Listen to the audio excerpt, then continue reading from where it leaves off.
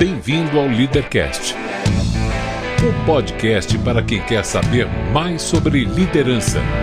Apresentação, Luciano Pires.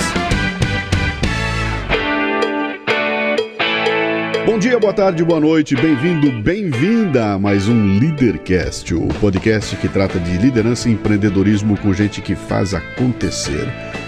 Como sempre, eu vou lembrar que esse aqui não é um programa de entrevistas, ele não tem perguntas programadas, não tem nem roteiro definido.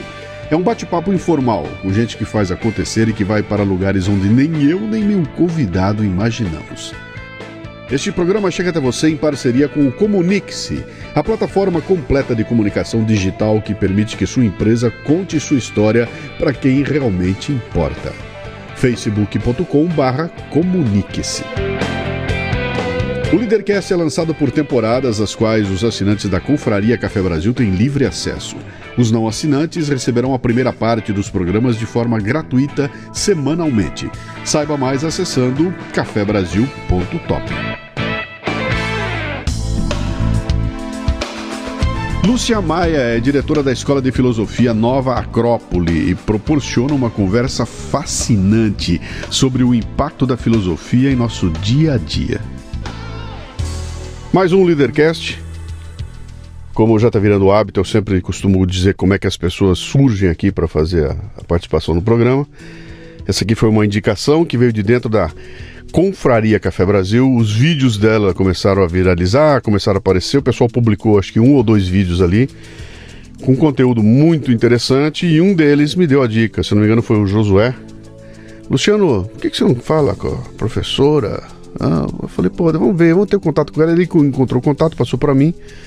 De repente aqui estamos, direto de Brasília, né? Nesta manhã quase fria de São Paulo. São 3 as perguntas, as únicas perguntas fundamentais do programa são as 3 da abertura, então vamos a elas aqui. Eu quero saber seu nome, sua idade e o que é que você faz. Meu nome é Lúcia Helena Galvão Maia, tenho 53 anos. Trabalho com uma atividade voluntária numa associação internacional chamada Nova Acrópole. É uma escola de filosofia, mas que também trabalha com cultura e voluntariado. E isso já vão 28 anos na ativa. Trabalho bastante intenso, todos os dias. É uma proposta bem interessante. Eu não sei se você já ouviu falar desse trabalho. Já ouvi, a gente vai especular bastante sobre ele aqui, porque eu tenho uma grande curiosidade sobre ele, né? Você nasceu onde? Eu nasci no Rio de Janeiro, sou uma carioca meio brasiliense já. Cheguei aos 9 anos de idade em Brasília. Sim. Seu pai fazia o quê? Sua mãe? Seu pai era um quê? Meu pai era um servidor público, minha mãe era do lar. Meu pai foi transferido para Brasília, era bancário.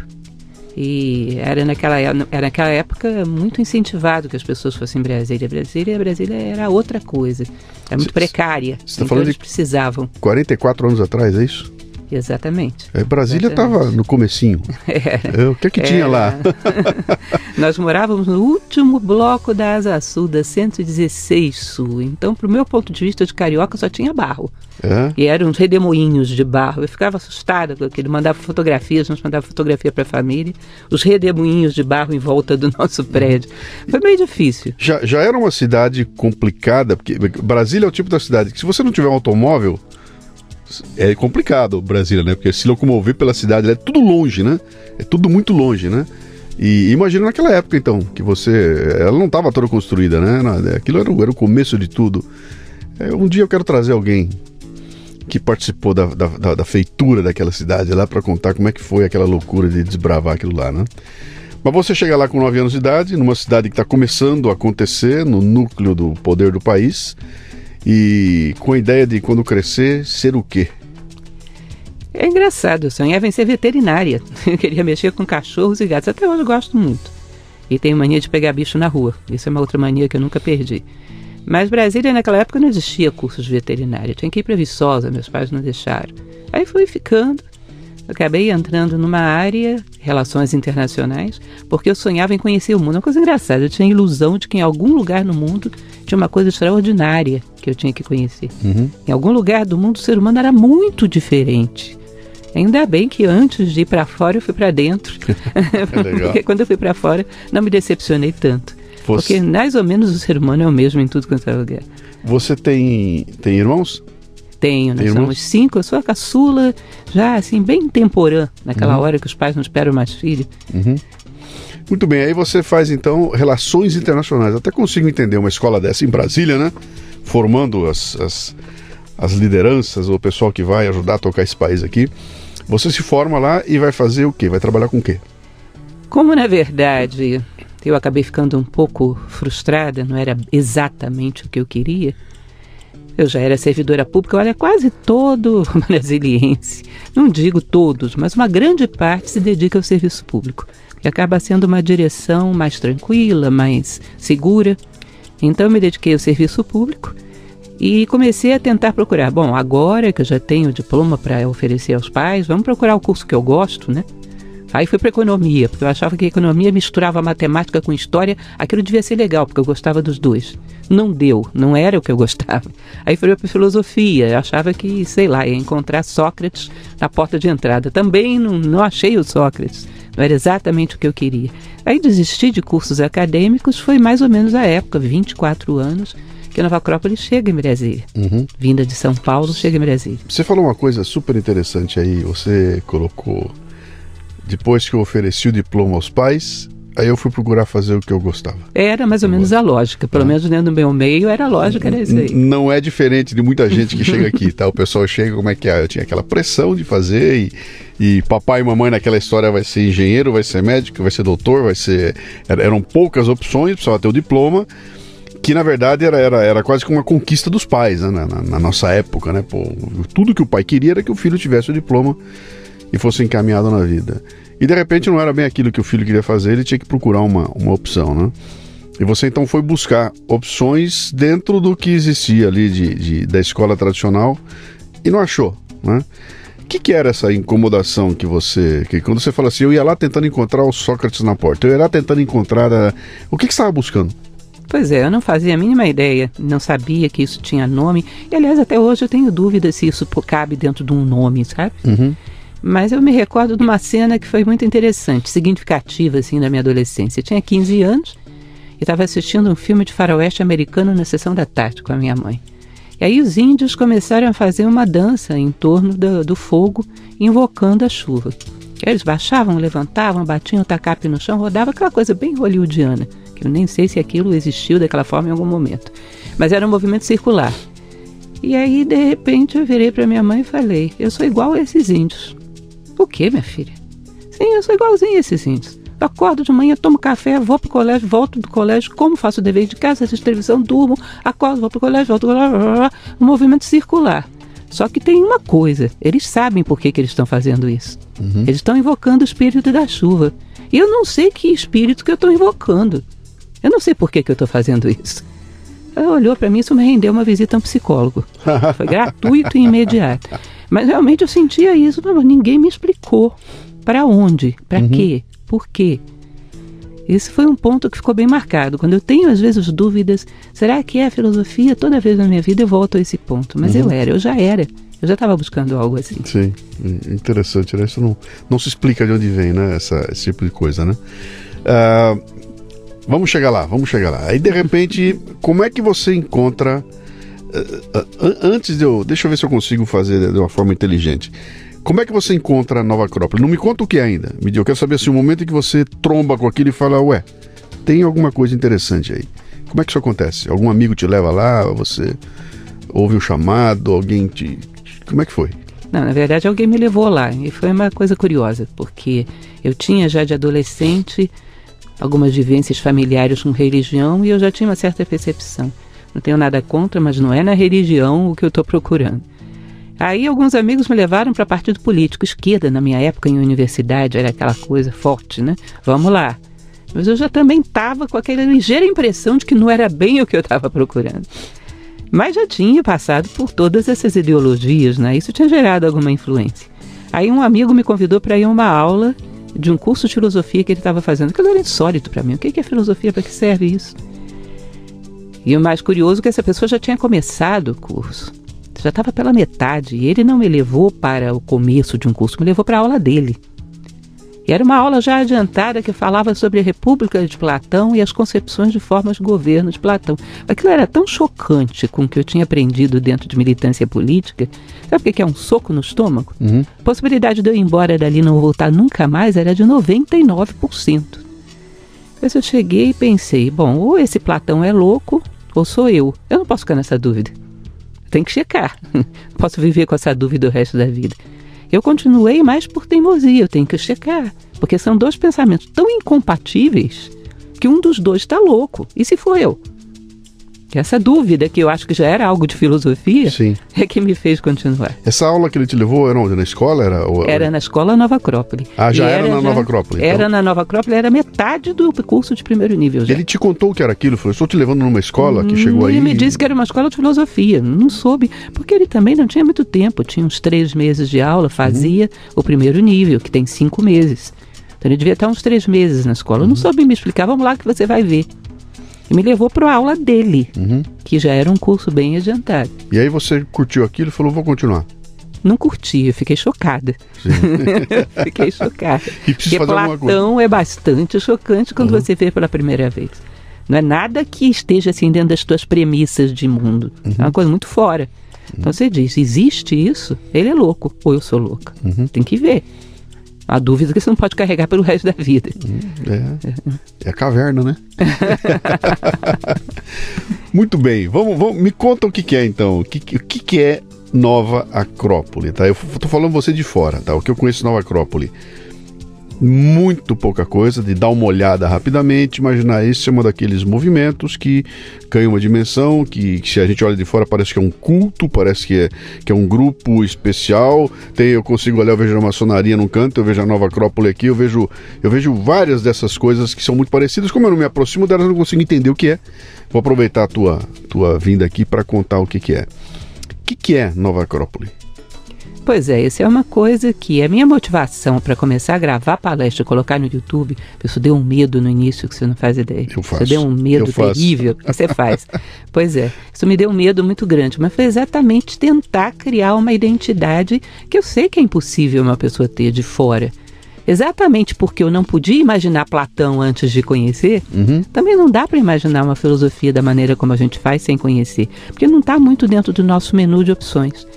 Imagina o seguinte, a minha história que eu contei para você, eu entrei numa universidade, estava procurando alguma coisa que eu não sabia o que era o nome, saí batendo cabeça, até que em um determinado momento achei alguma coisa que me satisfez. Volta no tempo para 1957. Havia um rapaz em Buenos Aires chamado Jorge Ângelo Livraga Rizzi, que também fez a mesma coisa.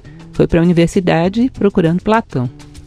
E aí chegou lá, bate aqui, bate ali, chegou aí até para a medicina, fez um monte de coisas, um pouco de filosofia.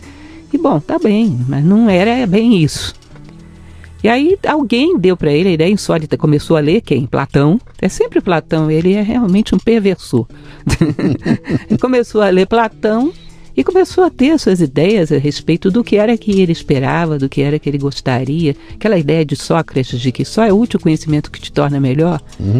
E um dia alguém confrontou ele com a pergunta, bom, se você não achou, por que você não faz? Ele disse que foi um dos maiores frios da espinha que ele já teve na vida. Como assim? Eu faço? Uma filósofa é só um buscador da sabedoria, não é um sábio. Você não está buscando? Tô. Então faz, rapaz. Aí compilando aquelas coisas básicas que ele aprendeu, que ele conhecia, que ele recebeu, estruturou um módulo básico de ensinamento. Baseado nessa ideia, que o cidadão que fez filosofia pela primeira vez, como dizia Sócrates, só é útil conhecimento que nos torna melhores. Ele queria acoplar a condição humana a um manual de instruções, sabe? Quando você não controla as suas emoções, tem jeito de controlar? Ou emoção é uma coisa que vai te arrastar pela vida fora? Quando você não confronta a preguiça e não consegue dominá-la, tem alguma postura psicológica que te ajuda a dar resposta para isso? Ou você tem que ser preguiçoso pelo resto da vida? Você é um produto feito ou você pode construir a si próprio? E a ideia da filosofia é que dá para construir. Sim. Que você pode não ser produto do meio, pode ser produto de si mesmo. Então você pega lá o Aristóteles, pega lá o Platão, vai um pouco para a filosofia oriental também, pega um Sankaracharya, um Confúcio, e os caras estão dizendo, olha, eu era assim, fiquei assim porque eu quis. Eu sou um produto da minha vontade. É o símbolo do lótus branco, né? Você leva acima das águas e fica branco. A água está apodrecendo, mas ele está branco. Por quê? Porque ele quis. É produto de si mesmo. Então, muita gente na história falava sobre isso. Ele acreditou. E criou um módulo de estudos e depois foi aprofundando, foi detalhando. Hoje são 7 módulos de estudo e o trabalho todo voluntário. Todo mundo em Nova Acrópole não ganha um centavo pelo que faz. Eu tenho 28 anos fazendo isso, praticamente diariamente. E isso foi expandindo. E de repente uma pessoa, eu gostaria de levar isso para o Uruguai, eu sou de lá, eu acho que o pessoal aceitaria bem. Tá bom, vamos abrir uma filial no Uruguai. Eu gostaria de levar para o Peru. Tá bom, vamos abrir uma filial no Peru. Foram os 2 primeiros países. Um dia alguém mais ousada foi para a Espanha, Madrid. Aí começou a Europa. E hoje tem 54 países. Mas qualquer lugar que você vá, digamos, você começa a fazer um primeiro módulo aqui, você pode continuar no Japão. Porque é o mesmo material didático, é a mesma lógica e sempre uma mesma ideia. Uma vez um aluno chegou para mim e perguntou: se eu ficar sentada aqui nessa cadeira fazendo essa filosofia que você está ensinando por 5 anos, eu vou me tornar o quê? Eu virei para ele e falei: olha, só ficar sentado nessa cadeira, ouvindo o que eu estou falando, é só isso. Vai ficar 5 anos mais velho. Talvez ganhe um pouco de peso, perca cabelo, não vai acontecer nada. Agora, se você pega esse conhecimento e acopla com a tua vida e tenta usar isso como manual de instruções, checando, deu, não deu, usando a tua própria, recriando esse ensinamento na tua vida, olha, dá para fazer muita coisa. Mas esse é mérito teu, não meu. Não estou dando nada de graça, estou te dando um manual de orientações. Então, a Nova Acrópole é uma escola. Sim. Posso entender como uma escola. Tem nada de seita, não tem nada... Nenhuma ligação com nenhuma religião. Se você pegar o nosso primeiro início, você vai ver que a gente estuda Confúcio, estuda Egito, estuda Aristóteles, estuda Kant. Se for uma religião, é muito eclética, né? Sim. Não tem nenhuma ligação, nem com religião, nem com política, nem com nada. Ótimo, ótimo. E a pessoa que entra lá, entra e se matricula para fazer os cursos, é isso? Você falou que são 5 anos para você fazer todos os Não é módulos. bem em 5 anos, porque não tem como você determinar um grupo. A ideia, a aula fica boa quando todo mundo começa a dar palpite. Sim. Só que tem um pequeno detalhe, quando todo mundo começa a dar palpite, você não tem prazo para terminar. Então, à medida que os níveis vão avançando, as pessoas vão ficando mais à vontade. Portanto, a duração fica mais variável. No primeiro nível, ninguém fala nada, 5 meses. Em geral, demora 5, 6 meses, acaba. Ainda está naquela fase de inibição. Mas a partir do momento que as pessoas começam a vir, comentar, interagir, aí a duração é muito variável. Sim. Você está fazendo me coçar inteiro aqui, estou cheio de coceira aqui.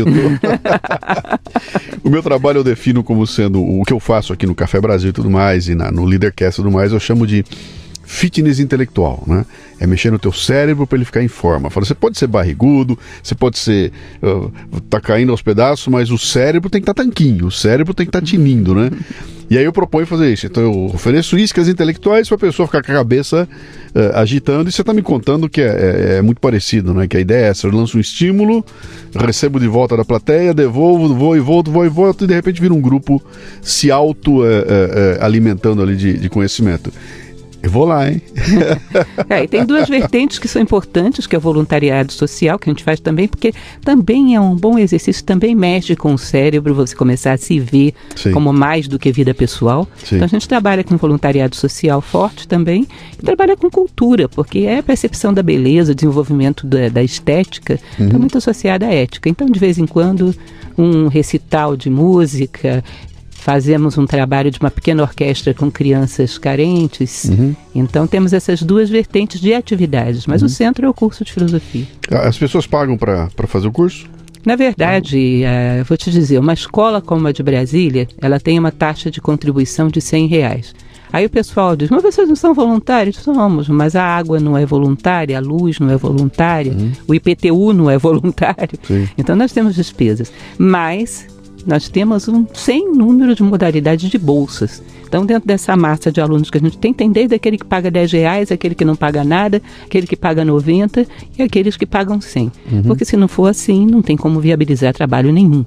Sim. Então, nós temos uma taxa de contribuição muito flexível. Esses cursos que você tem lá, agora eu vou explorar um pouquinho o teu tempo que você está lá, né? Eles são dinâmicos, eles mudam conforme o tempo, aparecem coisas novas para acontecer ali, ou você tem aquela linha para seguir, e eu vou dar 5 módulos, eles vão durar o tempo que tiver que durar, mas amanhã pinta uma discussão na sociedade nova sobre um tema, vou jogar um tema qualquer, está se discutindo transexualidade agora, o assunto número 1 da Rede Globo é transexualidade. Vocês adaptam o programa de vocês para essas coisas que acontecem novas por aí, que estão surgindo agora? Ou vocês trazem aquilo para dentro de um programa que está pronto lá? Será que eu fiz entender a minha pergunta? Sim, entendi, sim. Imagina o seguinte, você tem uma cátedra para dar de ética. O que não cabe aí dentro? Uhum. Sem precisar mudar o nome da cátedra, Sim. Como se trata de uma discussão, você não só cumpre aquele programa, porque é necessário explicar o que se pensou sobre a ética na história, mas também cabe ali dentro o hoje. A ideia da filosofia, como a gente faz, é trazer a filosofia para a vida das pessoas. Então, o hoje não pode ficar de fora. Uhum. Como os temas são sempre muito, digamos assim, metafísicos, são temas filosóficos. Não é necessário você mudar o nome da cátedra para discutir qualquer assunto que seja atual. O professor puxa, olha, abriu uma janelinha aqui, vocês estão vendo o que está acontecendo aqui? Põe lá dentro. Com Legal, certeza é uma capacidade, a amplitude do tema, cabe o que for necessário lá dentro. Me conta como é que foi isso então, você depois que você saiu de lá com aquele Platão socado no estômago, foi para casa e ficou com a cabeça voando lá, você pensou o seguinte, eu vou voltar lá e vou fazer esse curso, como é que você seguiu a aproximação à Nova Acrópole? Eu tive que continuar de onde eu estava, porque não tinha como sair daquele ponto, eu tinha que esclarecer aquele ponto, mas ao mesmo tempo eu tive que fazer uma outra turma para pegar o início, que eu não tinha feito. Então eu ficava em 2 lugares ao mesmo tempo, até coincidir com o ponto que eu entrei. E uma das providências que eu fiz foi exatamente ler o Platão, os diálogos de Platão, e isso teve que ir quebrando os meus esquemas mentais. Por isso que eu acho muito natural quando você diz, olha, hoje a gente tem algumas modalidades dentro da sociedade e encaixa a Nova Acrópole ali. Porque tem uma determinada forma de pensamento que não está dentro das nossas modalidades atuais. Tá? Não tem você imaginá-la não tem como imaginá-la antes de conhecê-la. Você vai ler o Platão, ele vai quebrando os teus estereótipos todos, ele te alfabetiza de novo. E aí não é só ele, eu estou dando um exemplo, que foi o primeiro que me impactou. É uma coisa importante, que eu costumo dizer isso, eu já escrevi isso, um monte de textos aí para o pessoal que está aí discutindo, eu falo, cara, tudo você está discutindo aí, volta 2.000 anos no tempo, volta 3.000 anos no tempo, alguém lá atrás já falou a respeito, já elaborou essa história toda, e provavelmente esse cara estava na Grécia, esse cara estava em Roma, esse cara estava na China, ele já falou dessa situação. Como você não sabia, você está tentando, achando que é coisa nova, né? E essas discussões já estão lá atrás e volta lá para estudar um pouco mais. Mas me conta um pouco mais. Aí você falou, voltei, fiz esses módulos todos e quando é que deu aquele... É isso. Achei o que eu estava procurando. Foi nesse momento, no soco do Platão, ou depois que você começou a estudar lá, você falou, cara, é isso que eu estou procurando, é aqui que eu vou ficar. Como é que foi essa? Normalmente leva um pouquinho mais de tempo, alguns meses, algumas leituras, algumas reflexões, e aí vem aquele momento que você diz, bom, é uma coisa interessante, porque quando você tem alguma coisa que você sente que é válido, o meu primeiro impulso é passar para frente, sabe? Gibran, ele tem uma frase que eu acho muito bonita, que nós somos postos de enriquecimento dos dons da vida. Acho que toda pessoa que tem algo de idealismo, como a criança achou um brinquedo na rua, a primeira coisa que ela quer é mostrar para o coleguinha, compartilhar, e você começa a se tornar um propagandista. Olha isso que Platão diz, olha isso que fulano diz. E alguns anos depois isso me fez começar um curso para professora. E aí comecei a mastigar tudo aquilo, é interessante, é muito interessante. Porque quando você começa a se preparar para dar aula, é que você começa a elaborar o elemento intelectual da coisa. Você percebe que quando você ouviu pela primeira vez, o choque foi mais emocional do que racional, você não entendeu muita coisa. Aí é que você vai perceber que nós somos mais intuitivos do que nós pensamos. E normalmente numa situação dessa, a gente fica mais pelo que as pessoas são do que pelo que elas estão dizendo, sabe? Você vai entender direitinho o que elas disseram 1 ano depois. Sim. Naquele momento é aquela impressão, poxa, essa pessoa está jogando limpo e tem algo. Você praticamente só tem isso. E não existe melhor maneira de você aprender do que ensinar, né, para os outros. Né? No processo de você elaborar, o Olavo de Carvalho, você já deve ter ouvido falar, ele tem um negócio que ele diz que é uma delícia. Ele fala o seguinte, ele fala, enquanto você não conseguir exemplificar para uma pessoa um conceito que você está dizendo para ela, você não sabe o que está falando.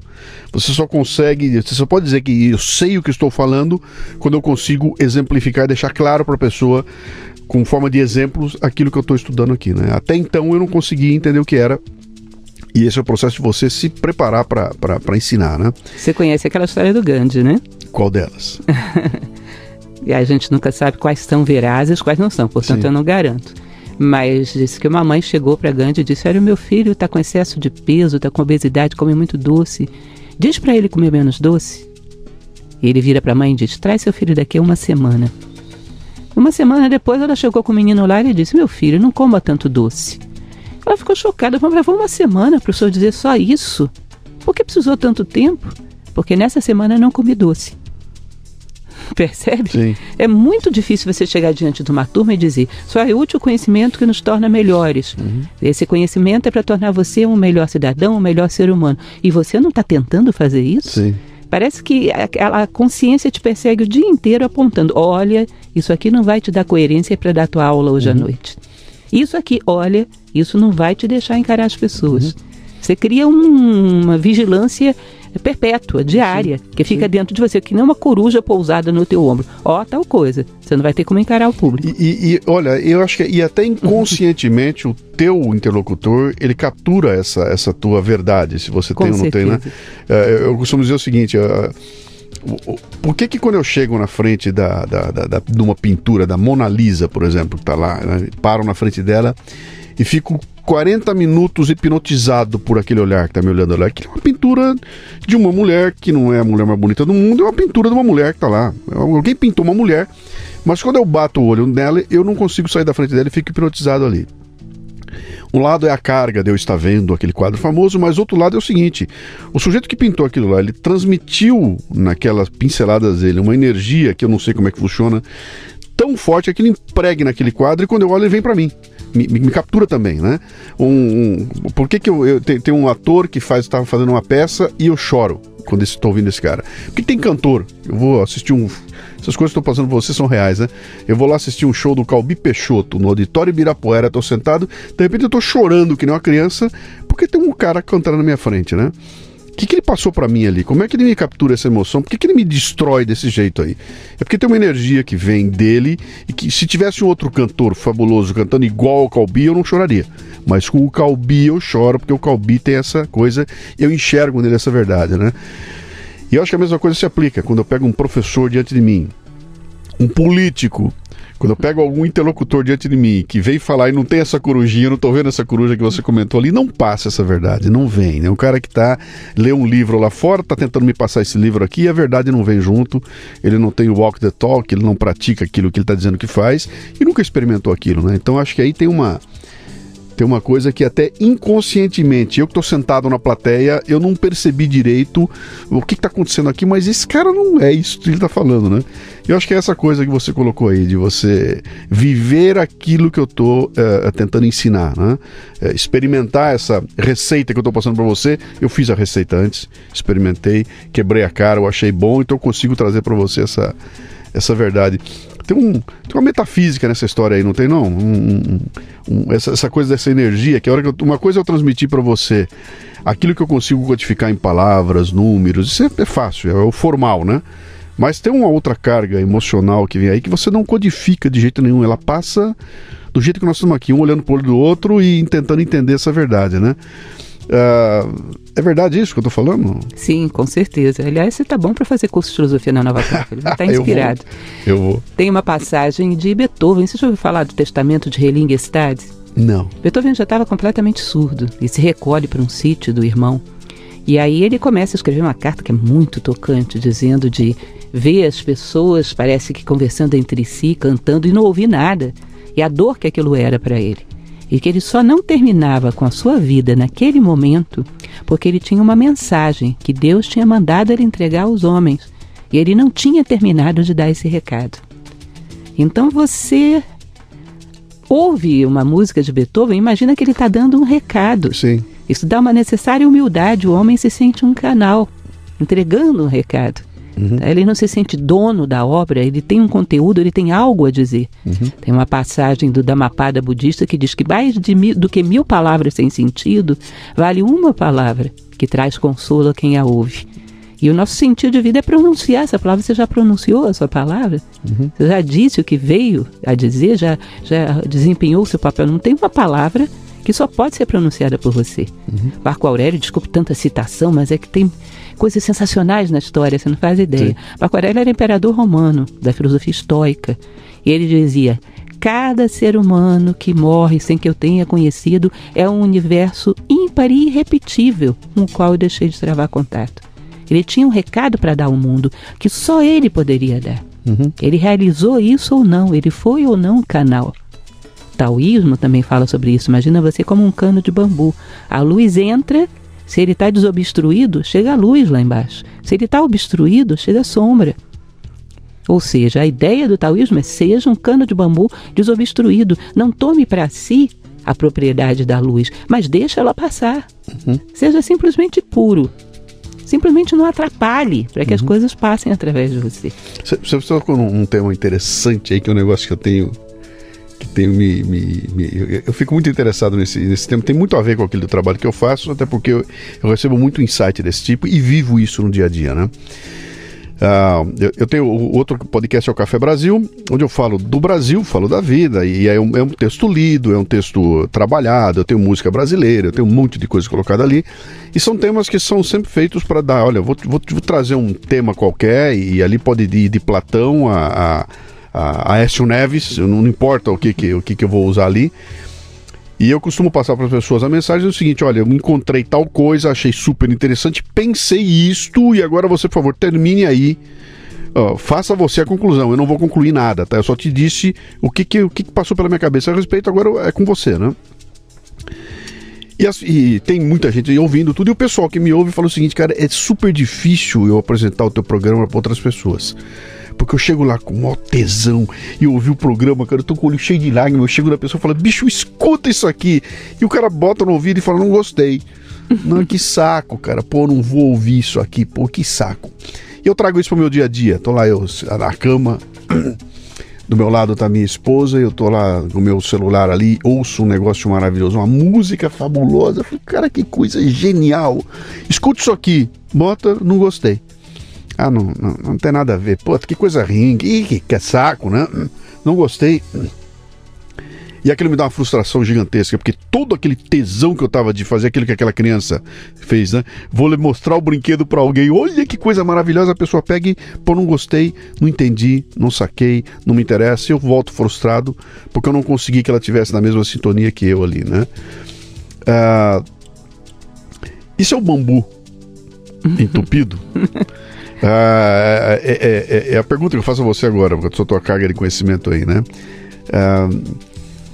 Essa frustração que a gente sente ao estar, eu tô num nível, eu tô numa sintonia, eu tô vibrando aqui a 1500 por hora, encontro uma pessoa, falo pra ela e ela não vibra na mesma sintonia, ela não saca a mesma coisa que eu saquei, ela olha pra aquilo e fala: não gostei disso que você me mostrou e não quero saber. E aquilo me dá uma carga de frustração. O que é isso aí? Eu errei ao tentar mostrar pra alguém alguma coisa que ela não estava preparada para ouvir. Eu falhei na maneira de explicar, ou é assim que funciona mesmo? Se não tiver na sintonia, as coisas não são assimiladas.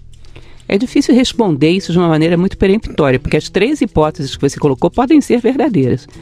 Mas existe uma passagem de Sócrates, que eu acho linda, que um dia chegaram para ele e disseram: Sócrates, você é tão bom, rapaz. Você ensina a filosofia de uma maneira tão fantástica. Se eu pegar um daqueles 30 tiranos lá de Atenas, amarrar nessa cadeira aí, e você falar 2 horas para ele, quando eu soltar, ele virou filósofo? Aí Sócrates respondeu assim: olha, a minha mãe, Fenaretes, era parteira. Era de verdade, ele era um homem muito simples, né? Minha mãe era parteira, e uma ótima parteira. Mas tem uma coisa que ela nunca seria capaz, que era dar à luz a uma mulher que não estivesse grávida. Você entende isso? Você não pode dar à luz a alguém que não esteja grávido, alguém que não esteja naquela expectativa, naquele umbral, querendo ver, porque não existe essa possibilidade. O homem tem uma coisa chata e boa ao mesmo tempo, chamada livre-arbítrio. Ele vai ver, mas na hora que ele quiser ver. Ninguém pode forçar isso. Ele queria dizer que ele, Sócrates, não poderia forçar isso. Muito menos podemos nós. Então existe aí um determinado momento, que no mito da caverna, que você conhece, o cidadão começa a remexer na cadeira. Sim. Se ele está confortável e curtindo o espetáculo de sombras, vai dar para você forçar. Porque existe toda uma garantia nas leis da natureza. Você pode dar apoio, mas o homem caminha na hora que ele quer. Eu atualmente tenho feito uma experiência que eu acho muito bonita, que é o Tao Te Ching, num grupo de leitura. A gente está lendo em capítulos o taoísmo. E tem uma passagem da tradição taoísta que perguntam a um sábio o que um Estado poderia fazer para que o homem fosse grande, para que o homem se humanizasse. Aí esse sábio responde assim: olha, se eu estivesse com um pássaro aqui na minha mão, eu poderia evitar que ele voasse sem segurá-lo. Simplesmente, cada vez que ele dobrasse as patinhas para voar, eu baixaria a mão e ele não daria impulso. Cada vez que ele dobrasse as patinhas, eu baixava a mão e ele não dava impulso. Agora, se eu quisesse que ele voasse, eu dava uma base firme para ele. Mas só isso não é garantia de que ele ia voar. Depende dele. Mas eu fiz o máximo que pode ser feito. Dar uma base firme para alguém. Se ele vai voar ou não, depende da disposição dele, mas ele tem as condições para isso. Entende? Então, quando eu chego e falo de filosofia para alguém, às vezes a pessoa vira as costas e me larga falando sozinho. Isso já aconteceu muitas vezes. Sim. Você nem sabe, eu já vi situações engraçadas. Eu sei. São 28 anos já. E eu não falo de filosofia, hein? O negócio é filosofia, mas eu sei o que é. Sabe que eu tenho uma passagem interessante que eu também acho que estava num texto, eu usei num programa, que é aquela história isso já aconteceu comigo também várias vezes. A mulher com o marido dentro do museu, passeando no museu, de repente ela para diante de um quadro qualquer, daqueles pintores renascentistas, tudo, e fica maravilhada naquele quadro, e acha aquilo o máximo, e o marido do lado, escuta, vambora, pô, que demora, pô, vambora, quero ir pro shopping, não sei o quê. E ela, calma, ela olhando aquele quadro, aí o marido vira pra ela e fala, escuta, não sei o que você fica olhando esse quadro, não tem nada aí, um monte de rabisco, não tem nada pra ver aí. E ela vira pra ele e fala, você não consegue ver o que você não tem dentro de você. Né? Você não consegue enxergar aquilo que não existe dentro de você, né? Que eu acho que é isso que nós estamos falando aqui, quer dizer, se ele não estiver preparado, se ele não estiver treinado para aquilo, ele não vai conseguir sentar na frente de uma orquestra sinfônica e chorar, ouvindo aquilo lá. E tem gente que chora e senta e se debulha em lágrimas e se olha para o lado e fala, o que está acontecendo aqui, né? Por que está emocionada desse jeito? Que frescura! Não é, ela entrou na sintonia daquela obra que está vindo e talvez o Beethoven chegou nela, né? Ela conseguiu entender o que estava acontecendo ali sem se dar conta do que estava se passando ali. Isso é fascinante, né? Para quem trabalha com liderança e empreendedorismo, isso é fascinante. Imagina um líder que entende isso e consegue trabalhar essa história do passarinho que você contou aí, né? Agora, é fundamental para a gente, como filósofos, um ponto de partida. Todos têm isso, desperto ou adormecido. Não acredito que o ser humano seja destituído disso, em nenhuma condição. Acredito que nesse momento não é o momento de despertar, ou ele não quer despertar. Não é que um nasça com um potencial e outro sem. Claro que a esposa deve ter ficado irritada, aí foi justo o que ela disse. Mas não é que ele não tenha dentro de si, é que nesse momento ele está com esse olho interno fechado. Ou é um ogro mesmo e não vai abrir nunca aquilo, porque o negócio dele é ver futebol na televisão e dane-se, né? O que de certa forma explica uma outra coisa que é muito cara para mim. Esse trabalho todo meu começou em 2003, 2004, quando eu volto a desenhar, escrever e resolvo começar esse caminho aqui todo. E o insight para mim vem a partir de num domingo, no dia, se eu não me engano, foi 9 de fevereiro de 2003. Eu assisto na TV, no SBT, num domingo, 8 horas da noite, no programa do Gugu Liberato, uma apresentação do MC Serginho e Lacraia, cantando Eguinha Pocotó, 2 vezes seguidas. E eu olho para aquilo e falo, cara, segunda maior rede de televisão no país, no domingo, 8 horas da noite, que é o horário nobre da televisão, só tem isso para mostrar, cara. É isso que vai ficar... É isso que dá audiência? É isso que o povo quer ver? Pô, o Brasil ficou burro, o Brasil acabou, esse país emburreceu. Alguém tem que fazer alguma coisa, eu vou comprar essa briga, eu vou ajudar a desemburrecer o Brasil. E foi lá que nasce tudo. Escrevo um livro chamado Brasileiros Pocotó, Reflexões sobre a Mediocridade que assola o país. E ali eu começo a bater muito nessa questão das pessoas que, tendo a chance de colocar para as outras um conhecimento mais, digamos assim, nutritivo, ela se retém a colocar o mais básico do básico, mostrar gente em situação constrangedora, mostrar baixaria, mostrar bunda girando, etc e tal, para dar um volume de audiência grande.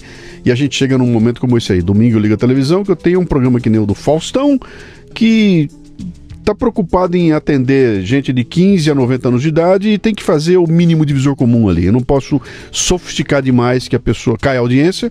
Então eu tenho que... Qual é o quadro de maior audiência? É pegadinhas, é mostrar as cenas do cara caindo da moto, o outro batendo não sei quem, a celebridade entrando em fria, etc e tal, que é o básico do básico, aquilo que apela para os instintos mais básicos do ser humano.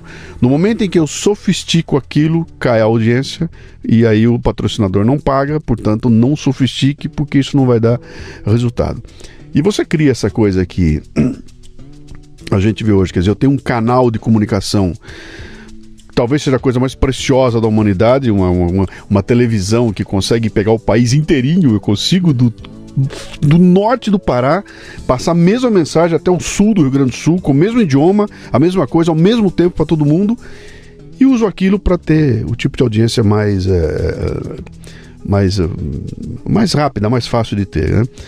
Não transmito naquilo o conhecimento que poderia ajudar a mudar a história da sociedade, né?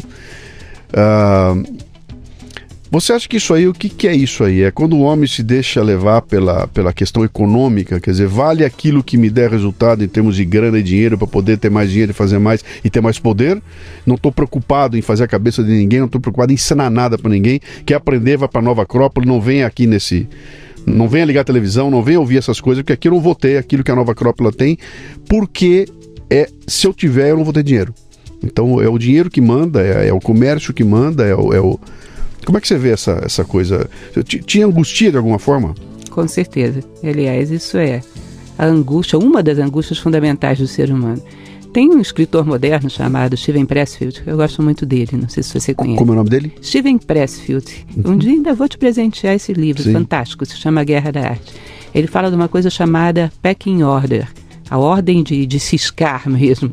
Ele diz que existem duas formas do homem organizar a sua mente. Ou é essa ordem horizontal, pecking order, ou é uma ordem territorial. A ordem horizontal é aquela que, para você se satisfazer, você olha para fora. Você precisa estar numa certa posição numa hierarquia. Você olha para o que o outro está fazendo para ser melhor, olha para baixo para ver quem é pior do que você, olha para cima, está o tempo todo preocupado em projetar esse nomezinho teu dentro de uma hierarquia, porque isso te traz satisfação, isso te traz reconhecimento. A ordem territorial é uma ordem que você olha para dentro.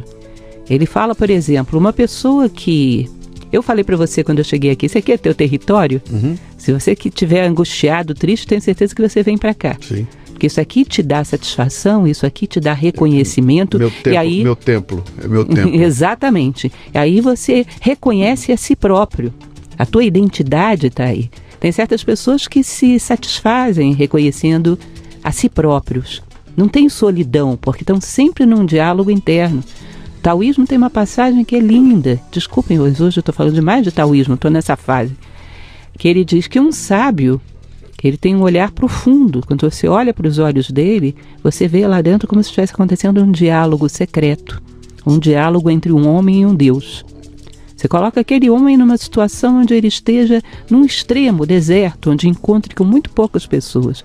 Ele é capaz de satisfazer a si próprio, ele tem uma ordem de ideias, de pensamentos, de emoções, de forma de atuar com o mundo que tudo lhe ensina. Tudo faz com que ele possa fazer algo construtivo, tudo faz com que ele agregue, e ele é feliz com isso, ele é feliz com ser.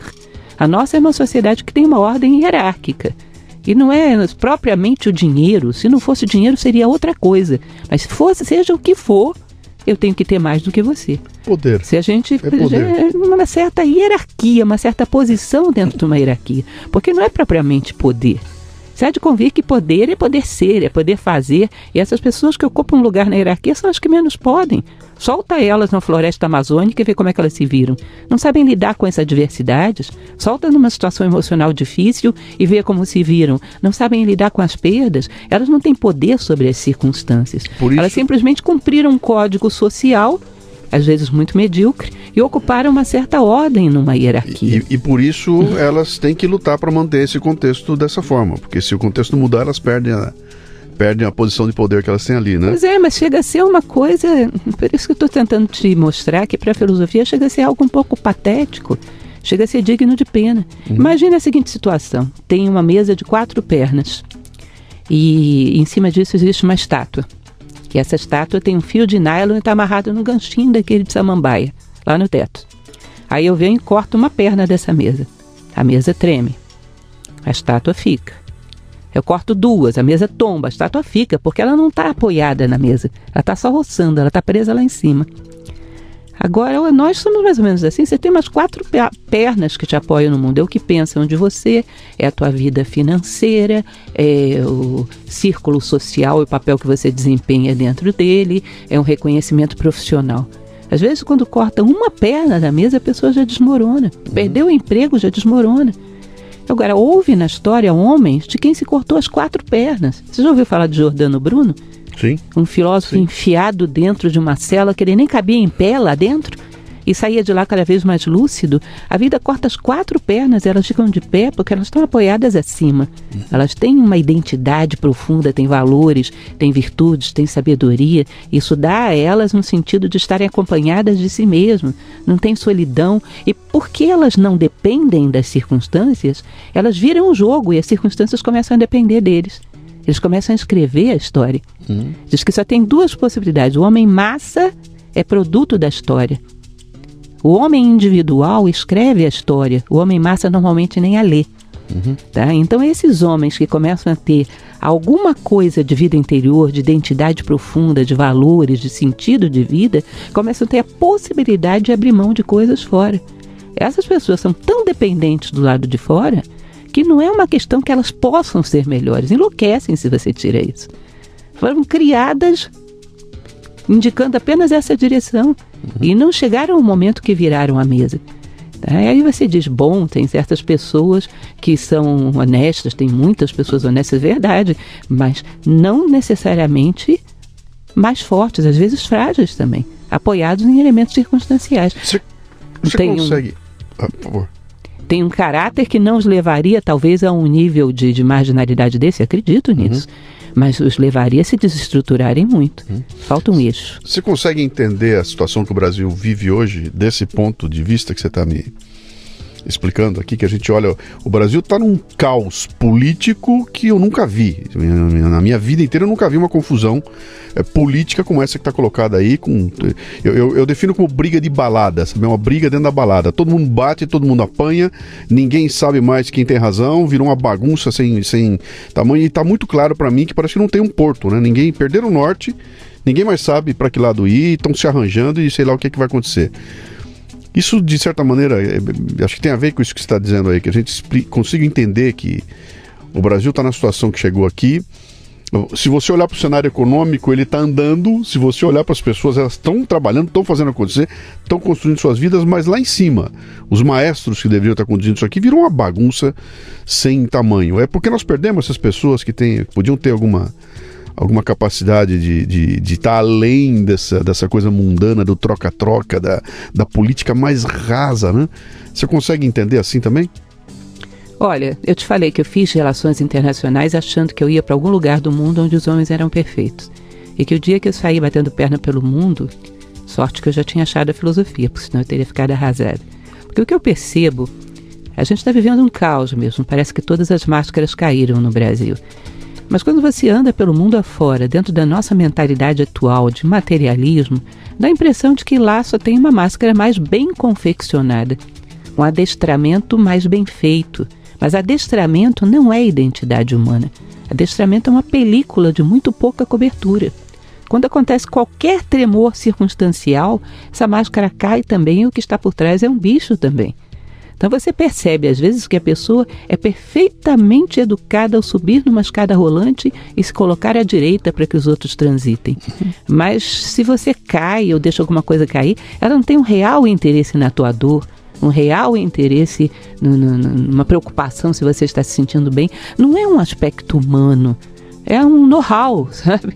Um adestramento social que cria um verniz de cultura muito bonito. Mas as pessoas estão pouco humanas em tudo quanto é lugar. Bom, nós não tivemos um verniz tão bem feito. Nós, nesse sentido, estamos ainda na pré-história da manufatura de máscaras humanas.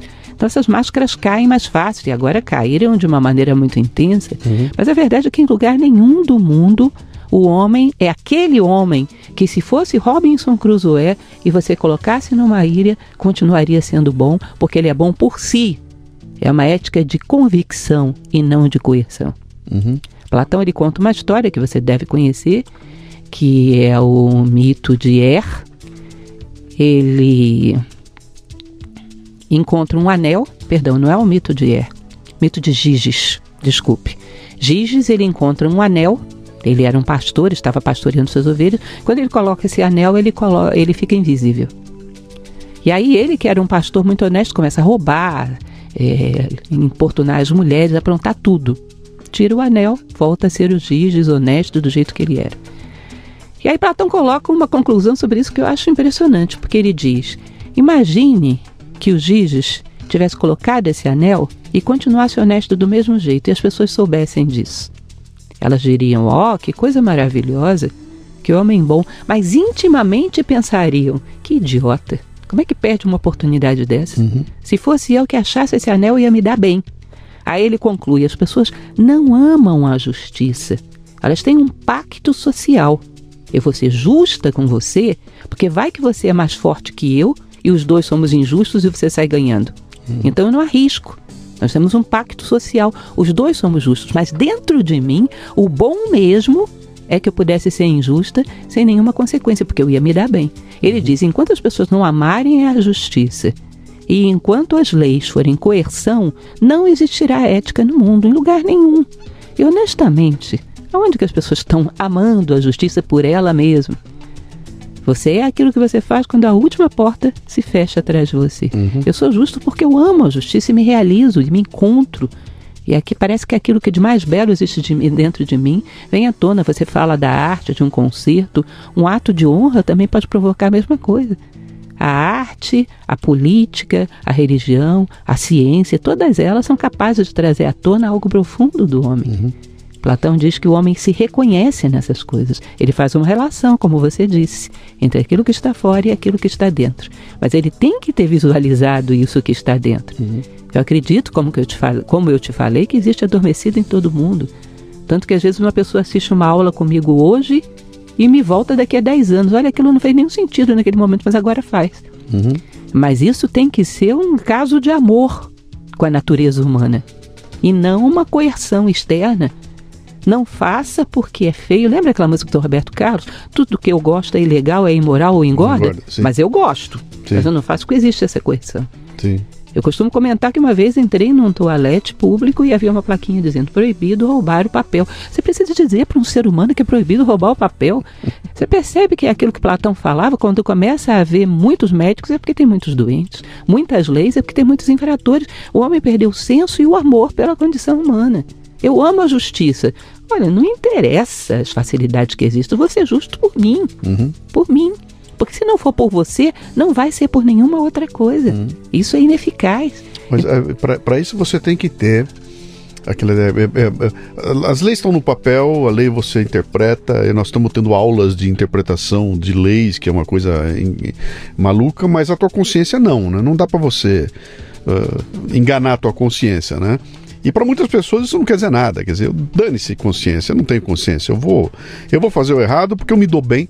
Eu tenho uma palestra que chama-se Tudo Bem Se Me Convém, né? Que fala, olha, você tá se aliando a um bandido, cara, você tá fazendo um negócio aí que vai sacanear um monte de gente, cara, isso é ruim, isso é feio. E a resposta é: bicho, tudo bem, me convém, né? Cara, você fez um gol de mão, a bola veio, você meteu a mão na bola e fez o gol, cara, não pode estar errado, cara, tudo bem, o juiz não viu, me convém, se me convém, tá valendo, né? E cria uma sociedade onde, se todo mundo quer tirar vantagem, todo mundo é trouxa, né? Eu vou ter que o tempo todo... Aliás, tem uma tese interessante que diz que se todo mundo na sociedade fosse canalha, ela estava em equilíbrio, né? Seria uma sociedade equilibrada, porque se eu já sei que você é canalha, você sabe que eu sou também, a gente se equilibra, né? O problema é que a maioria, tem muita gente que não é canalha, né? E aí os canalhas acabam desequilibrando essa coisa toda, né? Eu botei um texto, eu fiz um podcast recente aqui, onde eu conto uma história interessante. Eu fui fazer teve a formatura da minha filha. Eu fui lá no evento da formatura, aquela coisa bonita. Os grupos lá, era uma escola de propaganda e promoção, etc. Então tinham 4 ou 5 grupos diferentes de estudantes lá no palco para fazer o momento da formatura, e tinha a leitura do juramento. Então um estudante ia lá, pegava o juramento e lia blá blá blá blá blá blá, e todos eles repetiam blá blá blá blá blá blá. Chegou num dos grupos lá, o garoto subiu e debochadamente pegou, e em vez de ler frase por frase, ele leu o juramento inteirinho, terminou, ficou olhando pro povo, esperando a turma repetir o juramento. Impossível, né? E aí a molecada, ficou todo mundo, deu aquele branco, e de repente a molecada começou a rir, e virou uma gritaria, uma palhaçada. E aí o coordenador veio pro menino e falou: escuta, lê frase por frase para todo mundo poder repetir as frases, né? E aí o moleque mais debochadamente vai lá e começa, ele lê uma frase, espera, e a turma toda quá, e repete a frase.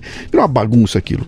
Quando terminou, o vice-reitor foi lá, pegou o microfone e falou: escuta, isso aqui é o momento em que vocês estão fazendo o juramento da profissão que vocês escolheram, ou do trabalho que vocês escolheram, da vocação de vocês.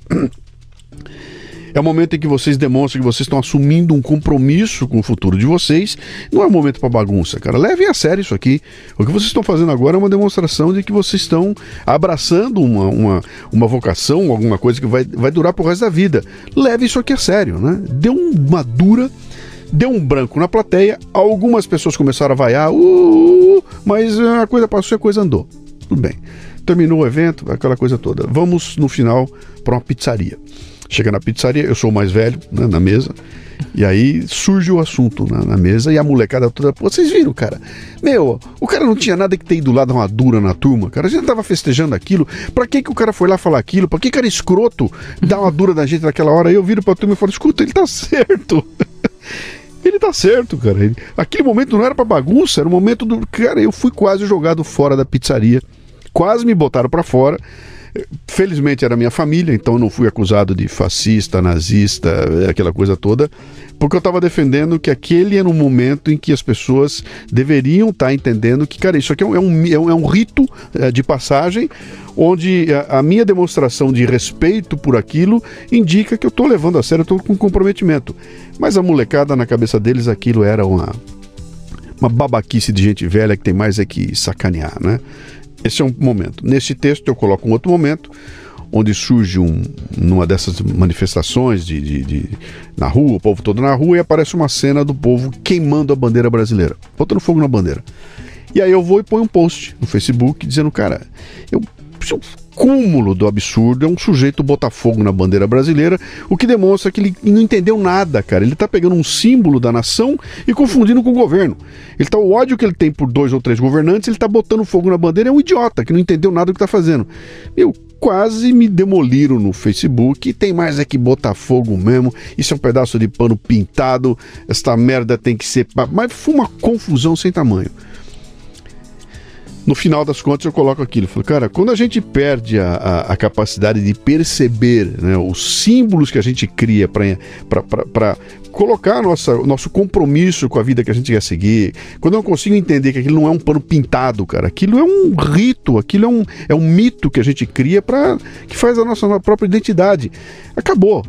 Não tem. Então, se tudo é sarro, se nada vale, eu não tenho mais esse modelo para seguir, eu não tenho mais o que o meu avô me ensinou, não vale mais nada, é tudo bobagem de gente velha. Eu quero mais tocar adiante aqui e não tenho mais norte, eu não tenho mais pontos de apoio, eu não tenho mais como seguir a tomar as decisões que sejam boas para a comunidade na qual eu vivo. Eu vou tomar a decisão que é boa para mim e dane-se os outros, né?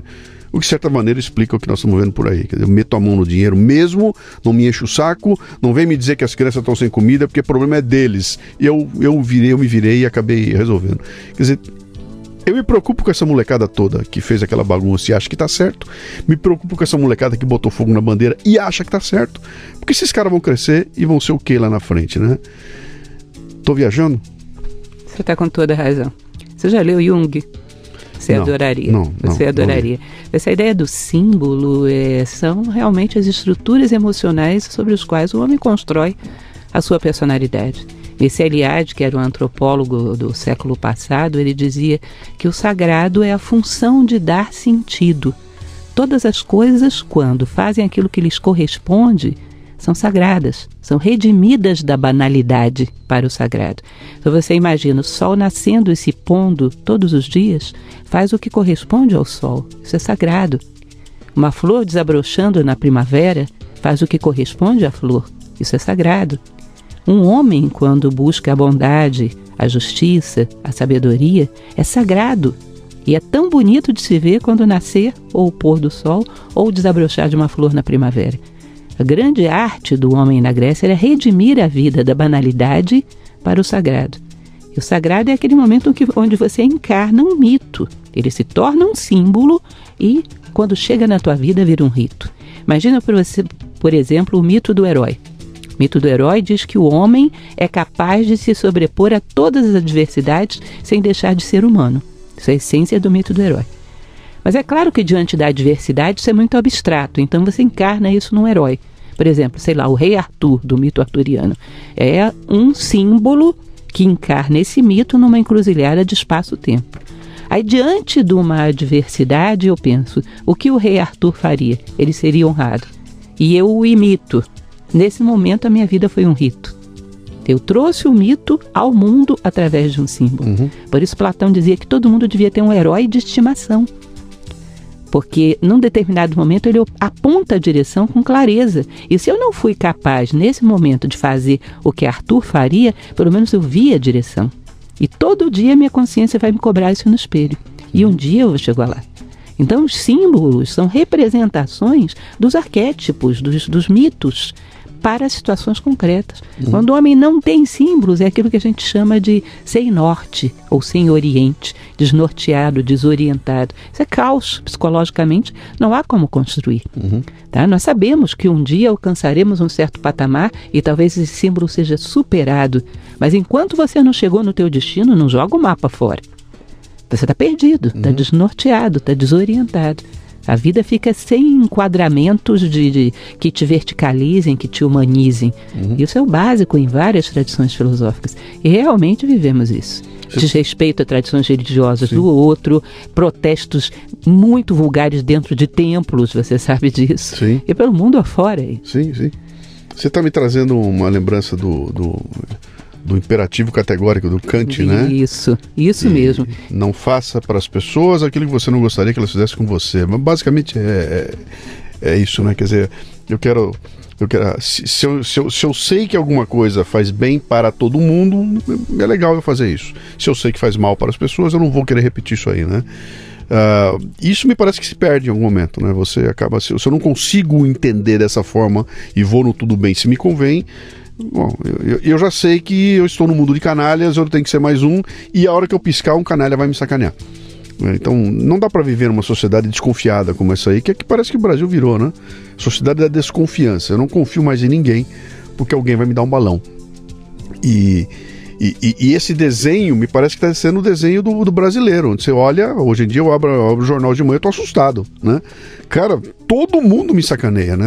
Até o Estado me sacaneia, até o Estado faz questão de criar mecanismos onde minha vida fica difícil a cada dia que passa, é mais complicado, né? Eu sou um pobre do empreendedor tentando fazer e ganhar minha vida honestamente, e o Estado bota na minha frente todo tipo de encrenca possível para poder viver, a ponto de me empurrar para a ilegalidade. Ele me obriga a ser ilegal, né? Nessa cadeira que você está sentada aí, eu já recebi 70 pessoas diferentes até agora. Vários empreendedores que têm negócios, que estão bem hoje. E, cara, a maioria absoluta começa dando nó em alguma coisa. Ele começou com uma empresa onde ele tinha as pessoas, não estava registrada, contratava e não tinha registro. Era tudo na ilegalidade. E o cara explicava, fala, cara, se eu fosse seguir a regra, a minha empresa não decolava, eu nem conseguia trabalhar. Era impossível. E eu tive que encontrar caminhos para quebrar essa regra.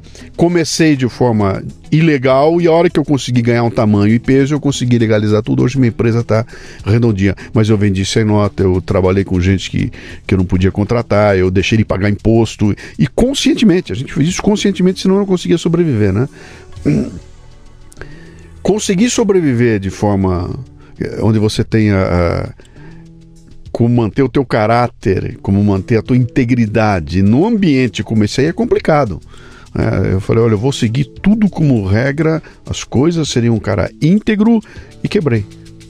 Mês que vem eu tô quebrado, não consegui seguir. O outro do meu lado lá, que meio que deu um balão, tá lá na frente, tá seguindo e tá fazendo a coisa acontecer. Como é difícil manter essa coisa da visão ética, moral, do Kant, etc e tal, num ambiente, e pelo que você está me dizendo aqui, não é brasileiro, num ambiente de convivência do ser humano. É muito complicado isso realmente, mas tem uma norma aí básica.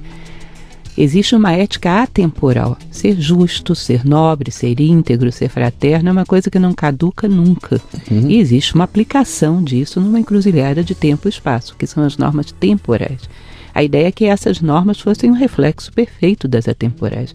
Mas nos momentos de decadência da humanidade, elas são muito diferentes, muitas vezes.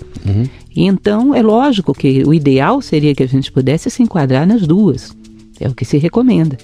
Mas é interessante a gente lembrar daquilo que Platão fala na República. Ele passa o livro inteiro, basicamente, para te explicar, montando uma cidade ideal, na imaginação. Sim. Uma cidade perfeita, onde tudo funciona perfeitamente, onde todos os seres humanos têm oportunidade, os mais justos governam, os menos justos estão sendo educados para se tornarem melhores. Enfim, chega um determinado momento que ele diz para o seu discípulo, e aí, Glauco? Interessante, né? Um bom modelo.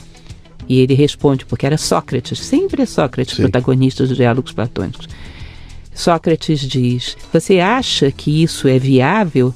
Glauco diz, bom, viável é, só que não existe em lugar nenhum. Bom, aí Sócrates diz, aquilo que é verdadeiro no plano das ideias, um dia será verdadeiro aqui. Mas desde já você se sinta cidadão dessa cidade e obedeça as suas leis rigorosamente. Chegou um determinado momento, bom, Sócrates foi morto, condenado à morte, bebeu cicuta. Mas não acredito que Sócrates tenha rompido com as leis da República Ideal. Ele rompeu com as leis de Atenas. Entende? Sim. E eu não acredito que ele achasse que ele não era íntegro, porque de fato era. Chegou a determinados momentos que grandes heróis passaram por situações dificílimas, e hoje a história os redimiu e sabe que todo mundo estava errado, o certo era ele. Não tem jeito ao longo da história, enquanto o ser humano não se tornar sábio, de uma pessoa que é íntegra, de vez em quando não tem um certo atrito. Para que ela não tivesse atrito, o mundo inteiro teria que ser íntegro. E aí a virtude não seria nem dela, seria do mundo. A grande questão é você ser de ouro num mundo que é de ferro. Imagina você uma aliança como essa. Platão falava dos homens de ouro. É uma aliança que já está no meu dedo há muitas décadas. E ela não mudou de cor, porque é ouro. Platão dizia, o homem deve ser assim, que nenhuma influência do meio altere as suas características. Porque o homem influencia tanto, a pele humana influencia tanto, que até os metais mudam de cor. Mas o ouro é fiel a si mesmo, independente do meio. Se eu tiver que esperar que tudo esteja bem para que eu seja bom, é mérito do meio. Não meu. Você falou uma coisa aí que eu vou ter que voltar ao Olavo de novo, porque o Olavo é o cara que está batendo. Ele fala o seguinte, ele fala, cara, a situação dos brasileiros é tão maluca que eles colocaram o seguinte, vamos esperar ficar bom para aí a gente melhorar as coisas, entendeu? Vamos esperar consertar e aí a gente melhora as coisas. Ele fala, não é assim, cara, você tem que começar a melhorar antes de querer consertar as coisas, né? Deixa eu te fazer uma provocação.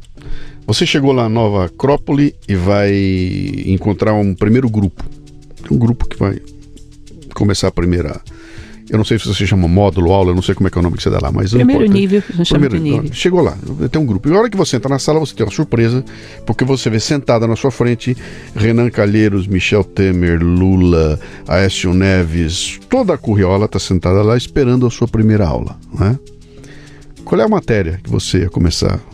É a matéria? Eu não sei se é a matéria assim, mas qual é a matéria que você, quando você entrou e você viu aquela plateia, você falou, opa, espera um pouquinho que eu vou ter que calibrar a minha aula aqui. Como é que você ia começar essa tua... Na verdade, eu não alteraria absolutamente nada. Em um determinado momento você percebe quando a pessoa tem dentro de si alguma coisa ou não. E se não tem, se está em busca de algo que eu não tenho para oferecer, vai se desinteressar e vai embora. Agora eu vou te devolver a provocação. Uma vez eu estava dentro de uma livraria e não sei por que cargas d'água, peguei um livro que era o Diário de Marilyn Monroe. Ficou quase que um arquétipo de uma coisa assim, meio superficial, né, coquete.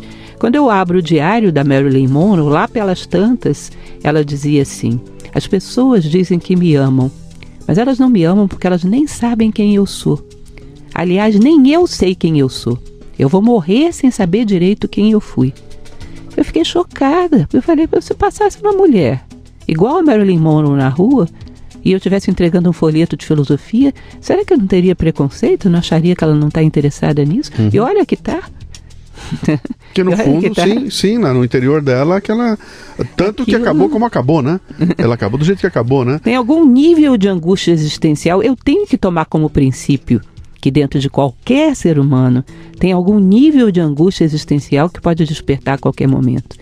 Porque senão eu não acredito na humanidade. Quem não acredita na humanidade não é filósofo.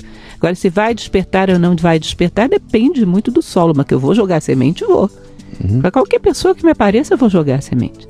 Se isso vai repercutir agora, ou daqui a 10 anos, ou nunca, sinto. E pode ser responsabilidade dele, pode ser eu que não joguei direito, não transfiro para os outros, a responsabilidade sempre é dual, mas semear é o que me corresponde, eu vou jogar semente.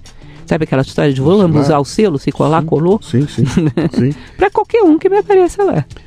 Você quando você entra num hotel e vai se hospedar no hotel e o cara bota um papelzinho ali e está escrito assim, profissão, o que você escreve ali? Professora, é o que eu sou, né? Mas é professora, você tá compreendendo. O que é que te satisfaz como professora? Você chega em casa à noite e vai dormir. E na hora que você bota a cabeça no travesseiro e fala, pô, hoje foi, cara, hoje eu tô feliz. O que aconteceu que te satisfez? Tem muitos detalhes, mas o geral eu costumo usar uma expressão que eu gosto muito, que é o sono dos justos. Eu dei a minha batalha. É uma delícia, você se abraça com o travesseiro e dorme, que é uma maravilha. Eu vou dormir o sono dos justos. Se eu morresse hoje, eu tive um dia que eu gostaria que poderia ser o último dia da minha vida, porque eu dei a minha batalha. Da uma hora que acordei até a hora que eu dormi, eu dei o meu recado. Não sei quantos ouviram, talvez nenhum. Mas eu fiz a minha parte. Então durmo o sono dos justos. Eu acho que de uma certa maneira a maior parte das insônias deve ser insatisfação consigo mesmo. E com o dia que você teve. Sim. E muita gente transforma isso num pensamento de injustiça, né? O mundo é injusto comigo, né? Estou aqui, não sou compreendido, não sou entendido, eu sou tão bom, eu sou tão legal, eu sou tão bom e o mundo não me entende. Isso é uma grande injustiça e eu estou aqui perdendo a injustiça, né? Isso é uma coisa que se chama vitimização. Sim. Os estoicos, eles tinham uma coisa chamada teoria da responsabilidade. Marco Aurélio falava muito sobre isso.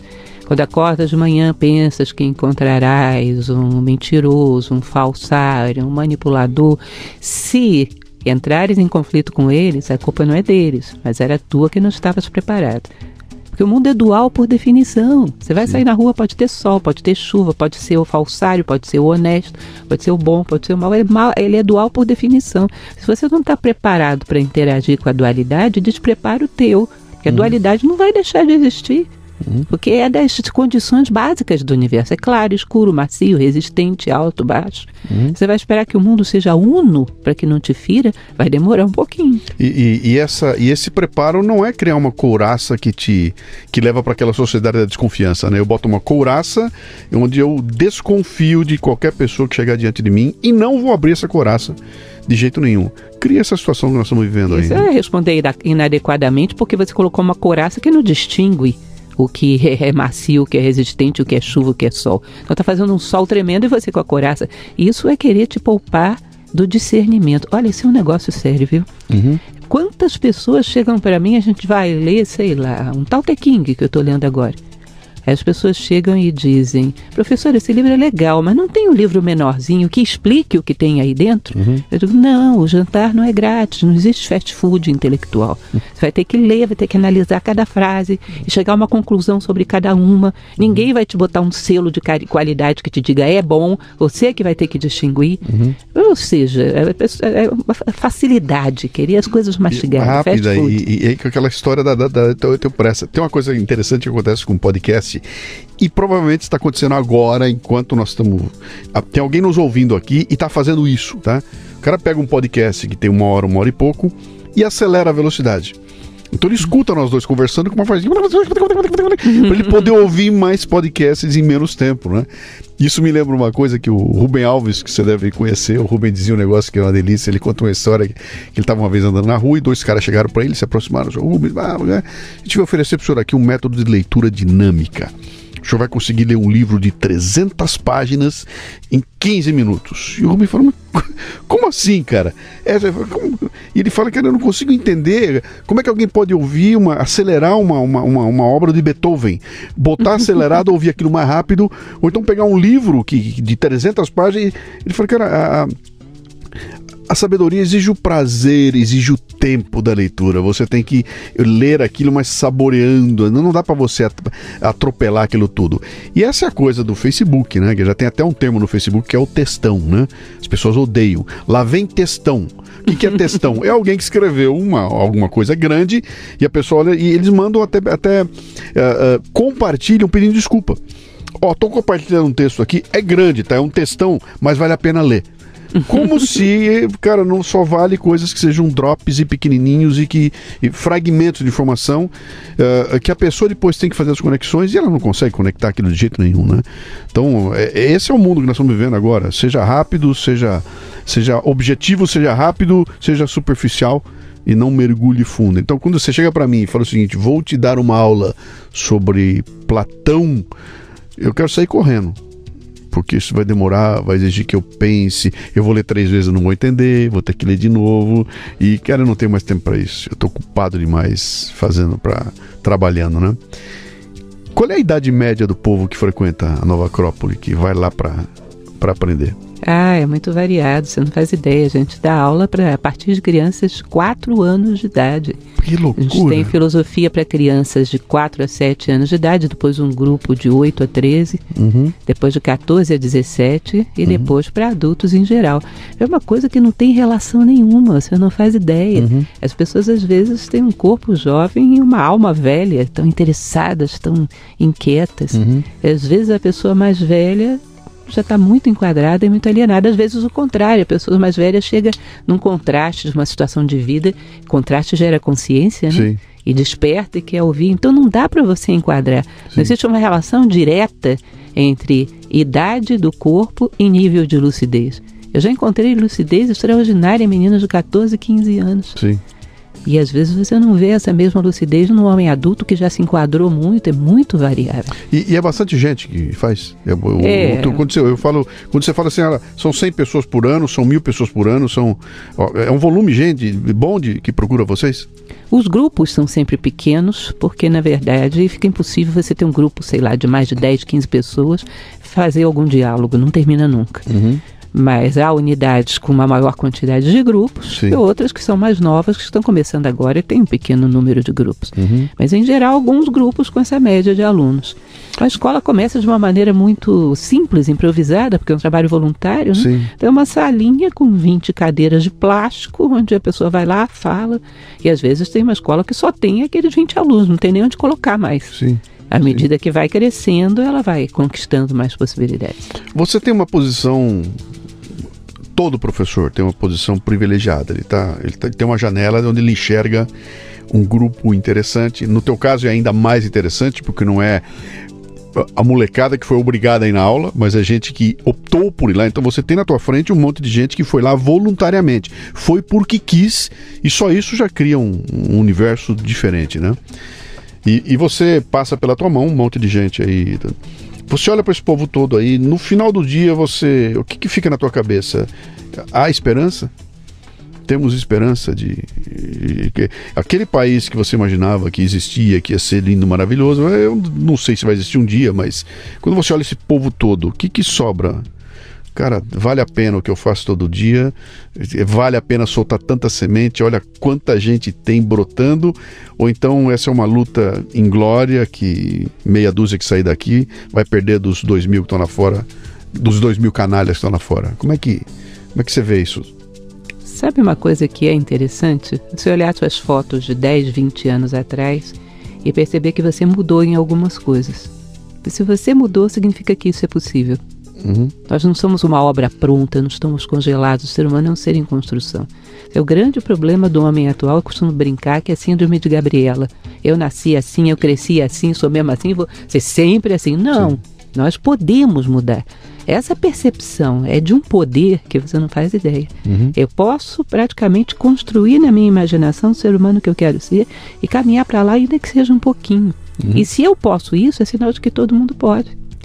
O ser humano tem polaridades. Você olha para esse caos que a gente está vivendo, mas olha também para, sei lá, o Nelson Mandela.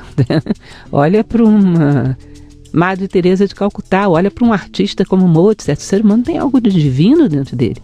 E se ele tinha, é sinal de que todo mundo tem potencial. É a condição humana. É fundamental para um filósofo trabalhar com a condição humana, mas é fundamental também que não seja ansioso, que não tenha fantasias. Nós não chegamos a crises rápido. É uma crise que é construída historicamente. Sim. É um buraco de materialismo que vem sendo construído há séculos. O ser humano tem mania de polarizar. Ele fanatiza no brinquedo que ele tem nas mãos. A Idade Média fanatiza na religião, agora fanatiza no materialismo, e o pêndulo nunca para no meio. Mas disso se trata. Viemos ao mundo para construir a nós mesmos como seres humanos e, através de nós, sermos um exemplo de que o homem pode mudar, pode ser humano, e que a felicidade humana reside em ser aquilo para o qual fomos construídos. Não existe um ser humano mais feliz do que aquele que dorme e acorda do sono dos justos. Aquele que está coerente consigo mesmo, aquele que está em paz com os seus princípios, aqueles que têm um referencial para passar, porque do menu de opções da humanidade tem que ser um ali que seja o ser humano. Senão as pessoas não têm nem o que escolher. Elas ficam sem nenhuma oportunidade. Você tem que dar pelo menos uma mão para que seja base sólida, porque pode ser que ali no meio tenha um que queira voar. Sim. E um é um ser humano, não é pouco. Sim. A história não é construída por quantidade, mas por qualidade. Olha para trás e vê se não foram grandes homens, nobres, justos, altruístas, que dobraram a história. Não é a massa. E a massa segue, ao seguir cresce um pouco. E ela será impactada exatamente pela qualidade dessa meia dúzia, que são aqueles que pela qualidade vão surgir. Eu tenho feito um trabalho bastante grande de estudar essa questão, como é que funciona, porque nós estamos aqui no mundo do podcast, né? Há uma discussão muito grande de como é que você monetiza isso aqui. Como é que eu faço um podcast e ganho dinheiro com podcast para poder sobreviver, para continuar fazendo podcast, né? É diferente da mídia tradicional, onde eu vou lá na Folha de São Paulo, alugo um pedaço da Folha de São Paulo, boto uma propaganda e consigo pagar o aluguel para a Folha de São Paulo para falar para o público da Folha de São Paulo. Eu alugo um espaço na Rede Globo para botar um anúncio lá. O podcast não tem esse poder, ele chega na agência de publicidade, ele nem existe, ninguém dá nem aí para o podcast, né? Então, como é que eu monetizo? Como é que eu ganho dinheiro? Pô, vamos tentar fazer com que o ouvinte pague o podcast, E são sempre números pequenos que, quando você tromba com a mídia social que está por aí, o pessoal bota na tua frente o youtuber que tem 10 milhões de seguidores, né? O blogueiro que tem 1,5 milhão de seguidores, e que são pessoas que estão conectadas no volume de gente que nos acompanha, que é a mesma maldição que gere a televisão, né? Então, qual é o volume de audiência teu? 30% de audiência, cara, então legal, 35 milhões de pessoas estão ouvindo esse programa, vale a pena anunciar nesse programa. Ninguém pensa na qualidade dessa audiência, né? É quantidade. Então, se eu vou vender shampoo ou sandália, eu vou mais anunciar no programa que tem 35 milhões, porque 1 milhão vão receber a mensagem e vou vender lá. E a gente está pregando aqui que é o seguinte: eu não falo para 1 milhão, cara, eu falo para 100 mil, e desses 100 mil tem 2 mil que são o teu target, e é a qualidade desse público que interessa. E ainda existe uma incapacidade muito grande das pessoas entender, cara, vale muito mais a pena eu falar para 10 caras de qualidade do que para 100 mil que estão me ouvindo porque querem ver eu cair da cadeira e fazer uma baixaria ali, né? E eu prego muito pro pessoal, cara, faça parte dessa turma da qualidade, sabe? Você tá num grupo, não importa que só tem 4 aqui, são os 4 que tem qualidade suficiente para se mexer, para entender, para fazer acontecer e talvez implementar as mudanças que vem pela frente aí. Olha, 1h20 que nós estamos conversando aqui, dá para ficar 26 horas falando aqui, porque você é da minha praia. Obrigada, é ótima a sua praia. Escuta, Como é que a gente faz para encontrar o teu trabalho? Você tem uma série de vídeos que estão circulando por aí que são muito legais. Eles estão num canal? Como é que a gente acha isso? Basta entrar no YouTube e você digita o canal da Nova Acrópole. Ou digitando o meu próprio nome, Lúcia Helena Galvão, você vai dar em uma série de palestras. Todas elas são francas, não é? Não existe nenhum pagamento. E nós também atendemos pedidos. Às vezes as pessoas colocam lá, gostaria de ouvir de algum tema. Esse tal Teking que eu estou fazendo agora, que é um desafio, inclusive, ele foi pedido pelos que são inscritos no nosso canal. Tem um site da Nova Acrópole, que eu posso entrar no site? Tem, www.acropole.org.br. Lá você encontra link para tudo quanto é lugar. Encontro, inclusive, eu não sei como é que você chama, templo, escola, como é que chama? Escolas de filosofia. É uma escola de filosofia. Aqui mesmo em São Paulo nós temos várias, temos no Brasil inteiro. E aí eu espero te encontrar lá um dia pra gente fazer um bom bate-papo. Eu vou ter que ir, porque eu me alimento dessa inquietação filosófica aí, eu fico enlouquecido, porque é aquilo que eu te falo. Eu fui encontrar a base teórica para o trabalho que eu fazia nessas coisas que estão aí há 2.000, 3.000 anos. Você vai pensando num jeito de ver a vida, um belo dia você encontra um livro, quando você lê o livro, fala, cara, esse cara tá falando aquilo que eu faço e eu não sabia que o que eu fazia seguia a linha kantiana ou etc e tal, mas está escrito aqui, e isso é uma descoberta fabulosa, né? Porque, cara, eu fico arrepiado cada vez que eu encontro, e cada vez que eu encontro alguém que não é um garotão da moda que está lançando o livro hoje, é alguém que viveu há 2.000 anos atrás e que tinha uma inquietação. Esse cara não tinha iPad, não tinha celular, não tinha internet, não tinha nada disso, mas ele tratava de uma inquietação genuína, que acho que você falou logo no começo aí, né? Que é aquela coisa do iceberg, né? Que tem uma pontinha fora da água e uma coisa muito grande por baixo. Essa pontinha é imutável. Né? Não matarás. Isso vale em qualquer lugar do mundo. Isso não é relativo. Eu não posso relativizar, né? Roubar outra pessoa, não dá para relativizar, isso é relativo. Lá na China pode, no Brasil não pode. Eu não consigo relativizar coisas tão básicas como não matar, como respeitar as pessoas e tudo mais. O que está embaixo d'água até dá para relativizar, né? Dependendo de onde você está, da condição que você vive aí, dá para relativizar. Tem coisas que acontecem no interior da Índia que jamais aconteceria aqui em São Paulo e que lá tem toda a consciência de acontecer. Se eu não tiver no sapato do cara, eu não posso criticar as decisões que ele está tomando ali, né? Se ele for um cara como eu, parecido comigo, aqui do meu lado, no seu dia a dia, eu consigo até comparar comigo. Mas quando eu desloco isso e vou para uma região vou para o interior do Ceará, do interior do Brasil, lá no Nordeste, um lugar onde tem uma seca, onde a pessoa é miserável, ela está morrendo, vê os filhos morrendo, ela vai tomar atitudes que eu não posso discutir do ponto de vista moral, né? E só que você chegar nesse ponto de poder se colocar de olhar e falar o seguinte, legal, eu consigo criticar até determinado ponto, eu não posso passar além disso, porque eu não estou vivendo o que essa pessoa vive, é complicado. Tem que ter um nível de compreensão, de falar, cara, dá para criticar até aqui, até a quarta página eu consigo criticar, dali para frente eu não posso mais, né? Quando você traz isso para uma realidade de mídia social, onde você bota um post ali e embaixo entram 35 comentários, onde o primeiro comentário é um moleque de 22 anos de idade, está tudo errado, não é assim que funciona, é tudo superficial, não existe mais nada que você não consegue passar da superfície, né? Isso te angustia? Sim, mas também considero que não é... Dá para você passar para um nível mais elevado, chegar um pouquinho mais acima, ir mais para o atemporal. Existe um livro chamado Voz do Silêncio, que se inspira numa obra tibetana, o livro dos Preceitos de Ouro, que diz que o maior mal do mundo é a heresia da separatividade, que por trás de qualquer mal do mundo, você vai encontrar uma única coisa, que é o egoísmo. Então, para você julgar se isso nessa circunstância é bom ou mal, vê se o espírito daquele cidadão é egoísta ou altruísta. O taoísmo, ele diz que existem duas coisas na vida, que é você chegar à unidade como objetivo e você vencer o egoísmo. Qualquer avanço que você faça na vida, se esse avanço não te fez vencer um pouco o egoísmo dentro de você, isso não é uma virtude, isso é um vício com manto de púrpura. Entende? Então, se você considera que o ser humano está fazendo isso, porque naquela circunstância o ajuda a humanidade, Ele não está fazendo porque uma clínica ali é a melhor negociação do mundo. Você tem que julgar sob o aspecto de está te aproximando da unidade, está te ajudando a vencer o egoísmo. Isso é muito universal. É muito universal. E eu acho sensacional essa capacidade do taoísmo de levar as coisas à última instância. Eu desafio você, Luciano, encontre um problema no mundo, tanto pessoal ou social, que o egoísmo não esteja escondido atrás. Isso é heresia da separatividade. O mundo tibetano diz que todos os males surgem daí.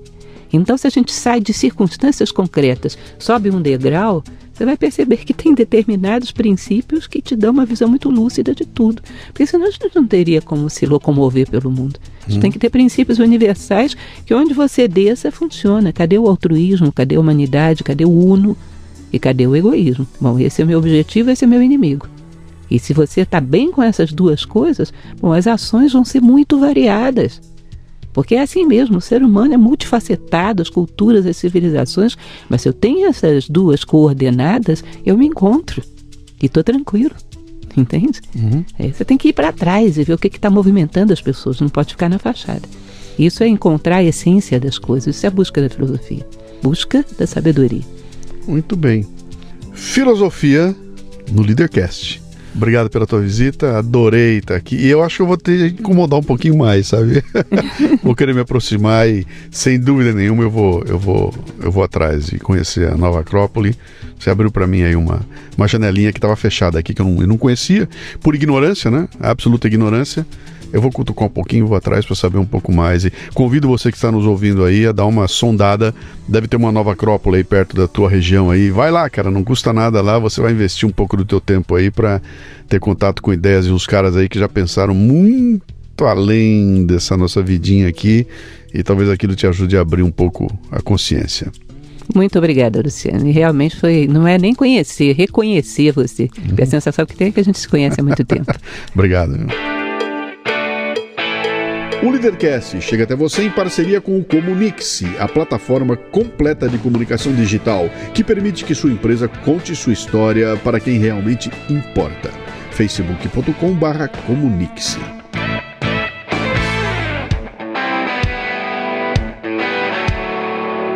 Você ouviu o Leadercast com Luciano Pires.